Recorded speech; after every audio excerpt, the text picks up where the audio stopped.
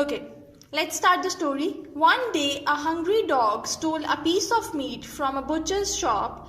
He wanted to go to a safe place to eat that meat. On his way, he reached a bridge of stream. Full stop. While crossing the bridge, he looked into clear water flowing under the bridge and saw his own shadow. He thought that this is another dog with a piece of meat. Full stop. He wanted to snatch that meat. Full stop. He opened his mouth to bark at him, but his own piece of meat fell into the stream. And in the end, there is moral: greed is curse. So basically what is happening in the story that there was a dog, ठीक है, उसने क्या किया, एक meet का piece चुराया एक butcher की यानी कि जो होते हैं ना ये गोश्त बेचते हैं उसकी दुकान से, ठीक है.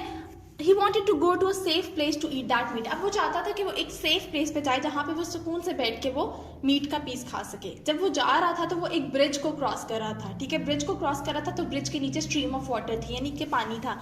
जब उसने ब्रिज में देखा तो उसको अपना शेडो नजर आया, ठीक है, और उसको लगा कि ये एक और डॉग है, उसके पास भी एक मीट का पीस है. डॉग बहुत ज़्यादा लालची था, ग्रीडी था. उसको था कि अच्छा जी मैं उसका भी जो मीट का पीस है ना वो स्नैच कर लूँ. अब आप खुद सोचो कि आपने अपने मुंह में कोई चीज़ पकड़ी हुई है, ठीक है, रखी हुई है. अगर आप अपना मुंह खोलोगे कुछ भी बोलने के लिए तो वो चीज़ गिर जाएगी ना, ऐसे ही होता है ना.